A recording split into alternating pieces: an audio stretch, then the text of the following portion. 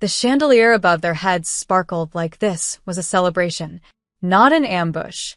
Every chair at the long dining table was filled. Dad at the head, smug in his tailored suit. My uncles, arms crossed like security guards. My aunt, pretending to sip tea while watching me like a hawk. And my cousin Dana? She couldn't even meet my eyes.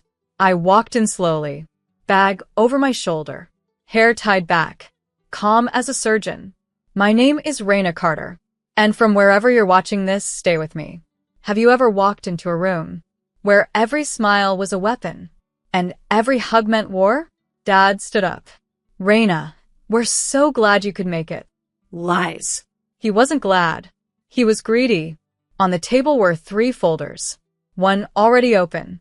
Legal papers, inheritance, transfer forms, every clause written to strip me clean of what my mother left me.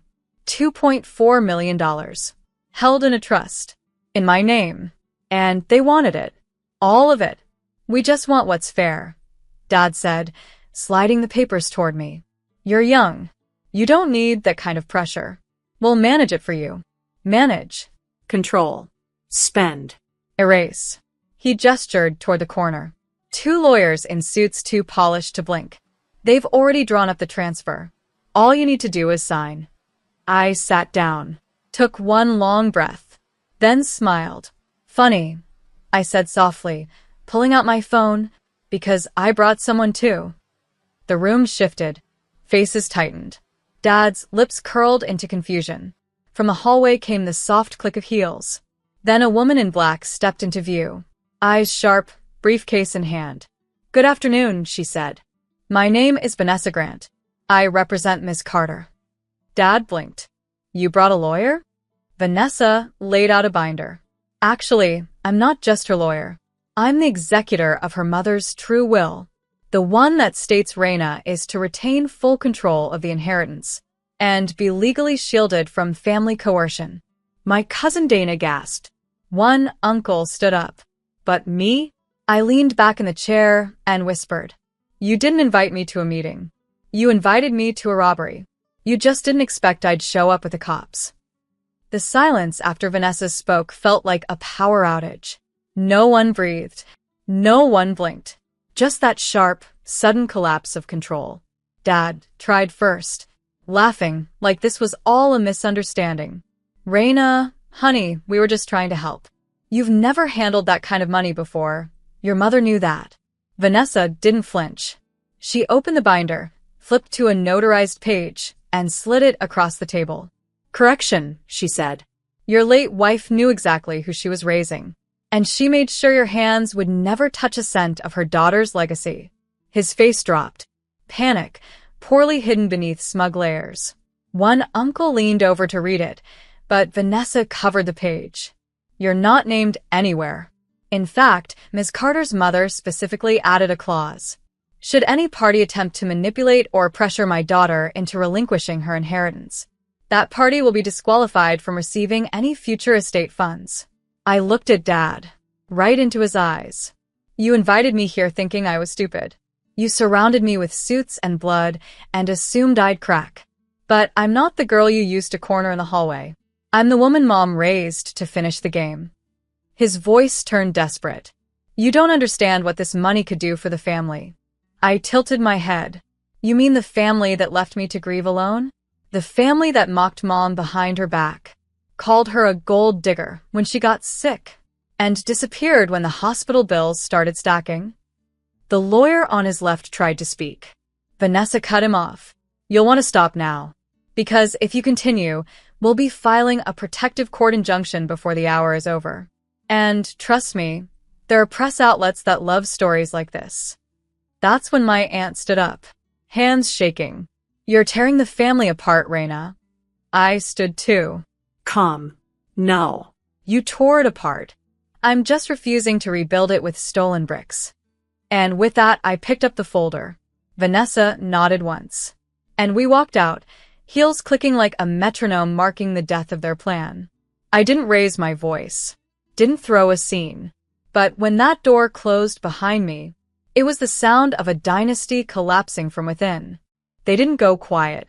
Of course they didn't. When power is all someone knows, they treat boundaries like betrayal. By the time I got home, my phone was vibrating off the table. Voicemails, text messages, emails titled, "Let's be civil. You misunderstood the meeting. Don't do something you'll regret." Regret? I regret giving them the benefit of the doubt. They weren't trying to guide me. They were trying to gut me. Politely, legally, with smiles and contracts they hoped I wouldn't read. But my mother raised me with sharper eyes than they counted on. She left me more than money. She left me armor. That night, I poured a glass of wine and opened my laptop. I created a new email, BCC'd every family member who sat at that ambush table.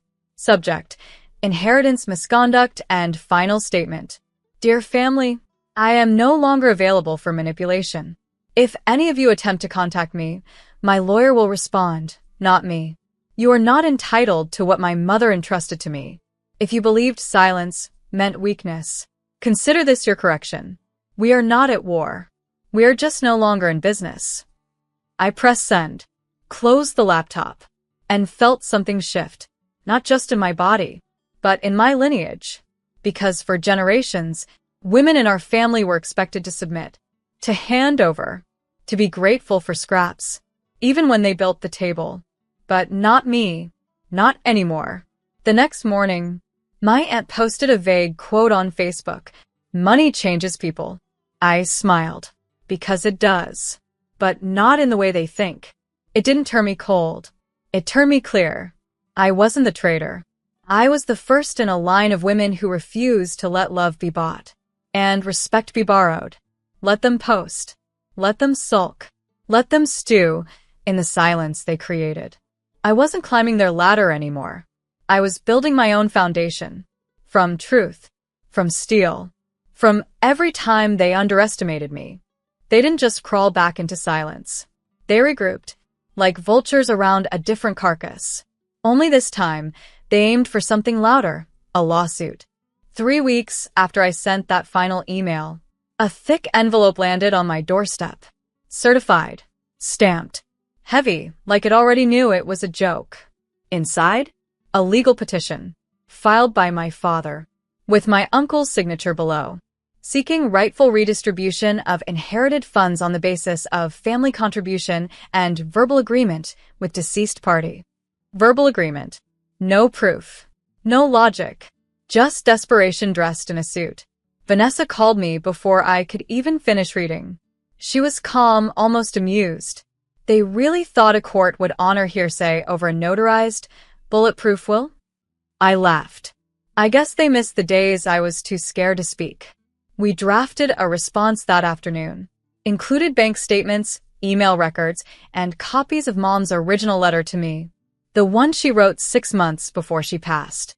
Don't let them take this from you. You earned it when you stood by me. When they vanished, you stayed. This is not a gift. It's what's owed. The letter was written in her hand, dated, witnessed, framed on my bedroom wall, but now part of Exhibit A. The hearing was scheduled. They came in with 3 lawyers. Suits sharp, shoes louder than their arguments. We came in with facts, silence, strategy. The judge didn't even need an hour.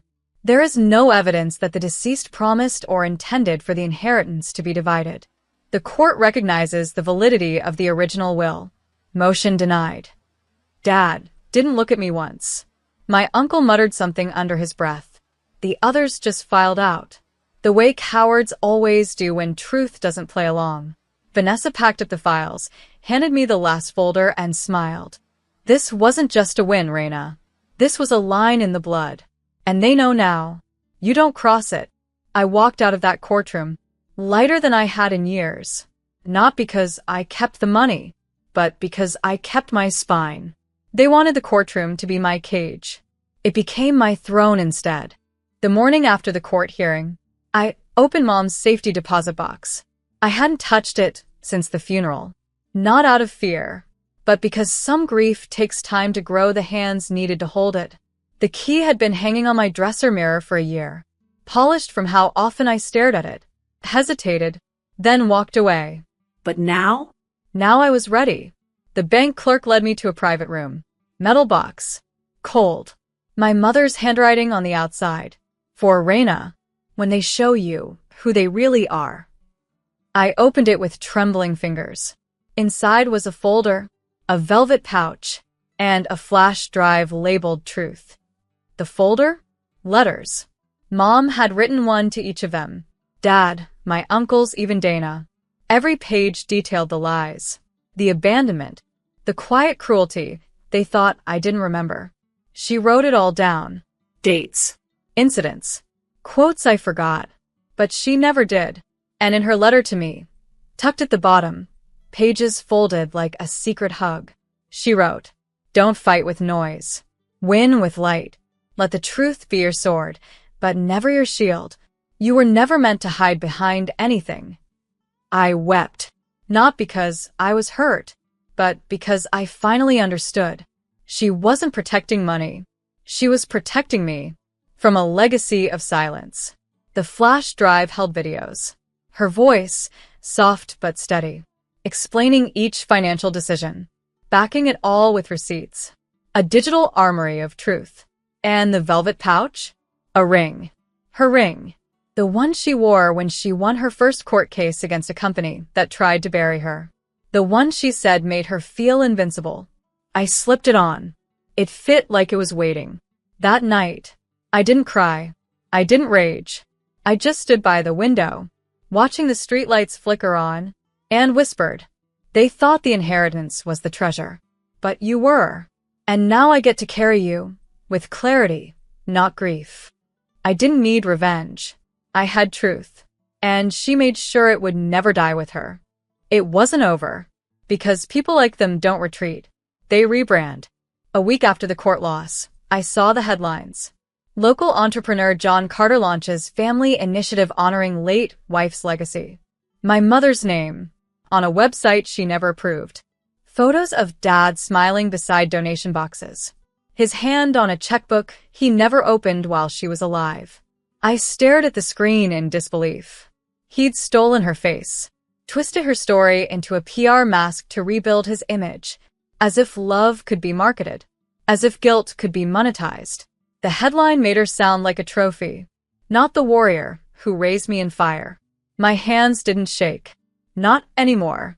I picked up the phone and called Vanessa. File an injunction. Today. Trademark her name if we have to. She's not their puppet. By Friday, his website went offline. By Monday, the nonprofit partners quietly pulled out. He tried to call me.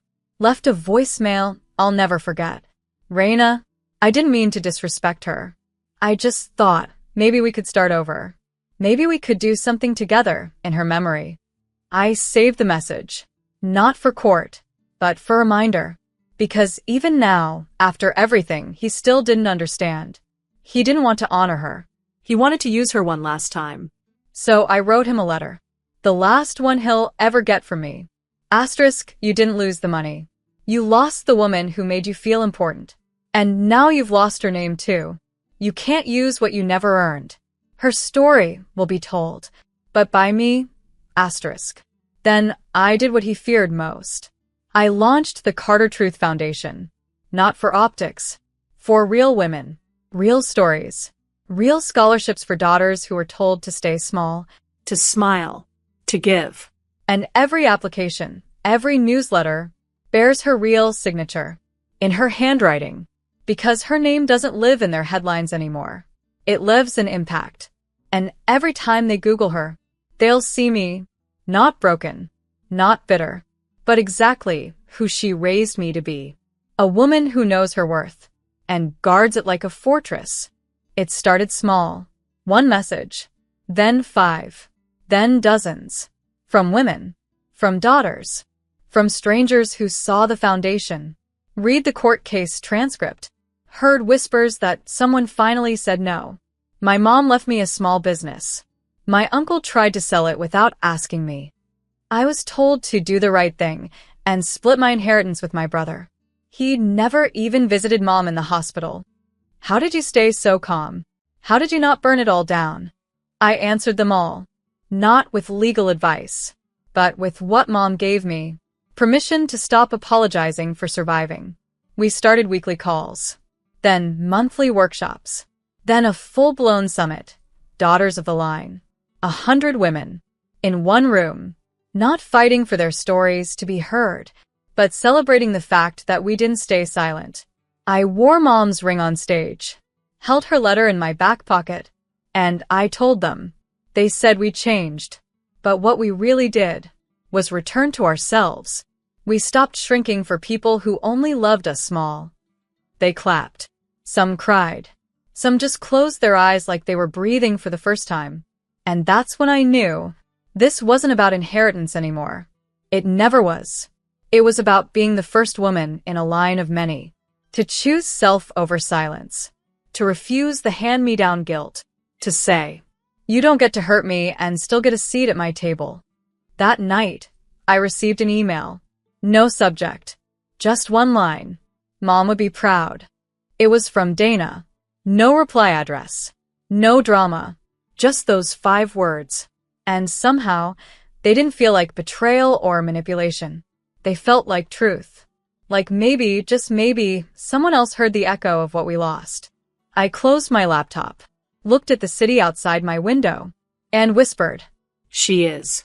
but so am I. Because I wasn't her shadow anymore. I was her voice. Clear. Unbent. Unbought. And every girl who heard me was one less woman they'd ever get to silence.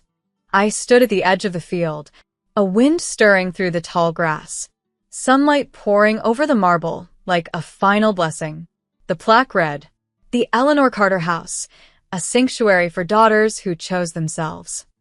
Underneath, in smaller letters, were Mom's words etched forever. "They'll call you selfish for saving yourself. Let them. Walk anyway." The building had once been a courthouse.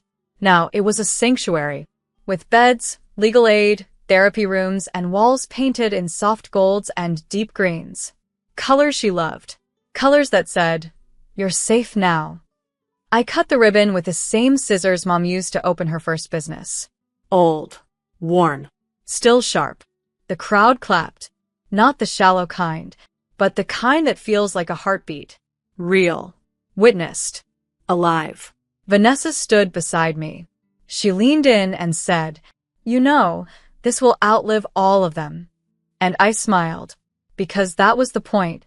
I never wanted revenge. Not really. I wanted something they could never understand. A legacy untouched by greed. A name that meant protection. Not power. Not possession. Just peace. That evening, I walked the halls alone. Room to room. Soft voices. Laughter. A girl holding her mother's hand. A woman reviewing a lease she finally got approved for. A teenager writing a poem on a notepad with a pink pen. And I felt it. Mom wasn't gone. She was everywhere. Not in lawsuits. Not in dinner table ambushes. Not in the money they tried to take. She lived in the quiet victory of women who stayed. Who fought. Who walked away and built something sacred with the pieces. As I stood under the archway and watched the sunset, I felt no rage. No hunger for apologies. Only this. They tried to steal her name. So I built a world where her name saves others. That's not revenge. That's justice. That's completion. And with that, I exhaled every version of myself that once begged for love. In rooms designed to drain me, I no longer needed their table. I had built my own kingdom, and every woman inside it was heir to something they could never buy.